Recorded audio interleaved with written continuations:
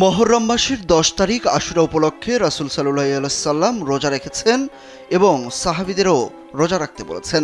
ইবনে আব্বাস রাদিয়াল্লাহু তাআলা আনহু বলেন, আল্লাহর রাসূল সাল্লাল্লাহু আলাইহি সাল্লাম হিজরতের পর মদিনার ইহুদিদের আশুরার দিন রোজা রাখতে দেখে এই সম্পর্কে জিজ্ঞেস করলেন।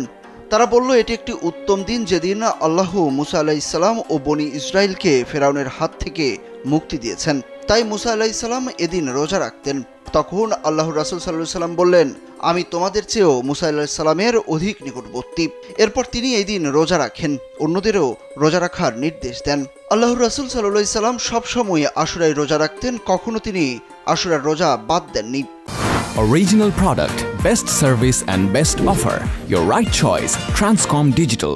উম্মুল মুমিনিন হাফসা রাদিয়াল্লাহু তাআলা আনহা বলেন, নবীজি সাল্লাল্লাহু আলাইহি সাল্লাম কখনো 4টি আমল পরিত্যাগ করেননি। সেগুলো হলো আশুরার রোজা, জিলহজের প্রথম দশকের রোজা, প্রতি মাসে 3 রোজা ও ফজরের পূর্বের 2 রাকাত নামাজ।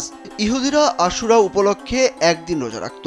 আল্লাহর রাসূল সাল্লাল্লাহু আলাইহি সাল্লাম মুসলমানদের নির্দেশ দেন আশুরার দিনটির আগে বা পরে আরও একদিন মিলিয়ে 2 দিন রোজা রাখতে, যেন মুসলমানদের আমল ইহুদিদের আমলের সাথে পুরোপুরি মিলে না যায়। ইবনে আব্বাস রাদিয়াল্লাহু তাআলা আনহু থেকে বর্ণিত, আল্লাহর রাসূল সাল্লাল্লাহু আলাইহি সাল্লাম বলেছেন, তোমরা আশুরার দিন রোজা রাখো এবং তাতে ইহুদিদের বিরোধিতা করো। আশুরার আগে একদিন বা পরে একদিন রোজা রাখো। আশুরার দিন রোজা রাখলে আল্লাহ তাআলা 1 বছরের গুনাহ মাফ করে দেন।